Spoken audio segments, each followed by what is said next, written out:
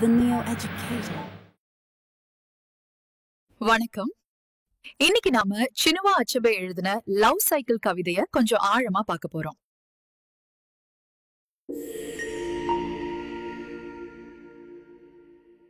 வணக்கம். இன்னைக்கு நாம ஒரு முக்கியமான ஆளுமை பத்தி பேச போறோம். நவீன ஆப்பிரிக்க இலக்கியத்துல சினுவா அச்சேபே அவரோட ஒரு கவிதையையும் கொஞ்சம் ஆழமா பார்க்கலான்னு இருக்கோம். நம்ம நோக்கம் என்னன்னா, அச்சேபேவோட முக்கியத்துவத்தை புரிஞ்சுக்கிட்டு இந்த கவிதையில என்ன சொல்றாருன்னு கொஞ்சம் அலசி ஆராயறது. முதல்ல அச்சேபே பத்தி ஒரு சின்ன இன்ட்ரோடக்ஷன்.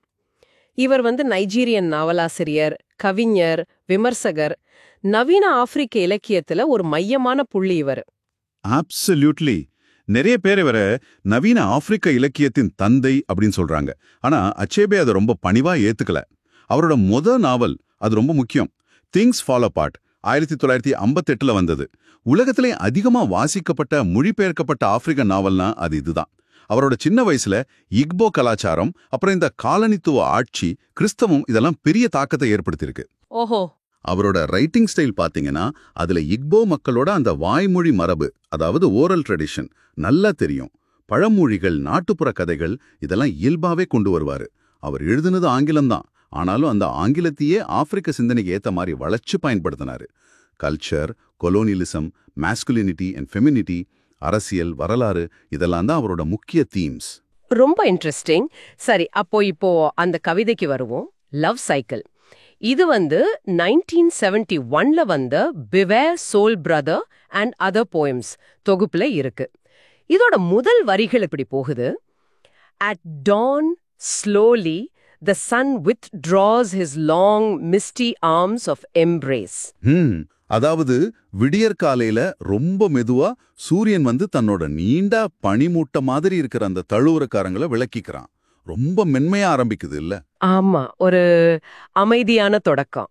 அடுத்ததா சொல்றாரு, happy lovers whose exertions leave no aftertaste, no slush of love's combustion.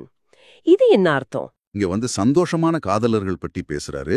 அவங்களோட அந்த அம்பு பரிமாற்றங்கள், அந்த எக்ஸர்ஷன்ஸ் எந்த ஒரு கசப்பான பின்விளைவையும், அதாவது ஆஃப்டர் டேஸ்ட் இல்லைன்னா எரிஞ்சு போன காதலோட அந்த மிச்ச சொச்சங்களையும் ஸ்லஷ் ஆஃப் லவ்ஸ் கம்பஷன் விட்டு வைக்கிறது இல்லையா?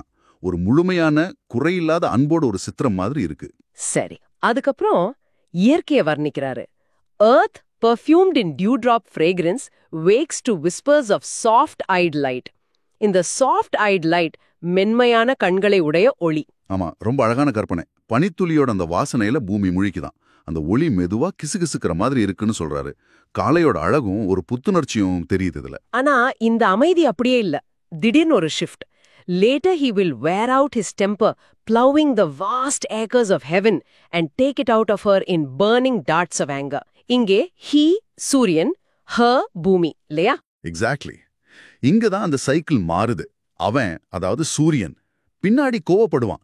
நாள் முழுக்க வானத்தோட அந்த பெரிய நிலத்தை உழுற மாதிரி plowing the vast acres of heaven தன் சக்தியை செலவழிச்சிட்டு அதோட கோபத்தை பூமி மேல, அவள் மேல எரியிற அம்புகளா, burning darts of anger காட்டுவானா. அப்போ இது உறவுகள்ல வர்ற அந்த ஸ்ட்ரெஸ், கோபம் இதையெல்லாம் குறிக்குதா? நிச்சயமா. உறவுகள்ல ஏற்படுற அந்த அழுத்தம், சோர்வு, அதனால வர்ற எரிச்சல், கோபம் இதையெல்லாம் சூரியன் பூமி உருவகம் வழியா சொல்றாரு. பகல் நேரத்துல சூரியனோட உக்கிரம் அதிகமாகிறத இப்படி வர்ணிக்கிறாரு. ஓகே, அப்போ பூமி எப்படி ரியாக்ட் பண்ணுது? கடைசி வரிகள் பாருங்க. Long accustomed to such caprice, she waits patiently for evening when thoughts of another night will restore his mellowness and her power over him. ஆமா, இதுதான் அந்த சுழற்சியோட மறுபக்கம். இந்த மாதிரி திடீர்னு வர்ற கோபங்களுக்கு, அதாவது கேப்ரிஸ்க்கு பூமி பழகி போச்சான். அதனால பொறுமையா காத்திருக்கு. ஏன்னா சாயங்காலம் வரும்போது அடுத்த இரவு பத்தின நினைவுகள் அவனோட அந்த மெல்லோனஸ திரும்ப கொண்டு வந்துடணும். அப்போ அவன் மேல தனக்கு இருக்கிற அந்த அதிகாரம், பவர் திரும்ப கிடைக்கணும்னு அவளுக்கு தெரியும். ஆக இது ஒரு முழு சைக்கிள். அன்பு, அப்புறம் கோபம், அப்புறம் ஒரு காத்திருப்பு, திரும்பவும் அன்பு. ஆமா, இது மனித உறவுகளோட, குறிப்பா ஒரு காதல் உறவோட அந்த ஏற்ற இறக்கங்களை ரொம்ப அழகா யதார்த்தமா காட்டுது. அந்த மென்மை, மோதல், அப்புறம் சமரசம்ங்கிற சுழற்சி. சரி, அப்போ மொத்தத்துல இதுல இருந்து நாம என்ன எடுத்துக்கலாம்? இது உங்களுக்கு எப்படி தெரியுது? என்ன ஒரு ஆச்சரியமான விஷயம்னா, அச்சேபே எப்படி பிரபஞ்சத்தோட இந்த தினசரி சுழற்சி, சூரியன், பூமி, பகல், இரவு, மனித உணர்வுகளோட சிக்கலான சுழற்சியோட இணைக்கிறார் பாருங்க. அப்புறம் இந்த பவர் டைனமிக், பகல்ல சூரியனுக்கு அதிகாரம், ஆனா மாலையில அந்த இரவுக்கான காத்திருப்புல பூமிக்கு ஒரு விதமான பவர் வருது. இது மாறி மாறி வர்றது ரொம்ப இன்ட்ரெஸ்டிங். இது நிஜ வாழ்க்கை உறவுகளையும் நாம பார்க்கற ஒண்ணுதான். ஆமா, நிச்சயமா. அப்போ உங்களுக்காக ஒரு கேள்வி யோசிக்கிறதுக்கு, இந்த கவிதையில வர்ற அந்த பவர், குறிப்பா பூமிக்கு மாலையில கிடைக்கிறதா சொல்ற அந்த அதிகாரம் நிஜ வாழ்க்கை உறவுகள்ல எப்படி செயல்படுதுன்னு நினைக்கிறீங்க? இந்த சூரியன் பூமி உருவகம் மூலமா அச்சேபே இன்னும் ஆழமா என்ன சொல்ல வராரு, இத பத்தி நீங்களே கொஞ்சம் யோசிச்சு பாருங்க. நாம அடுத்த முறை சந்திக்கலாம்.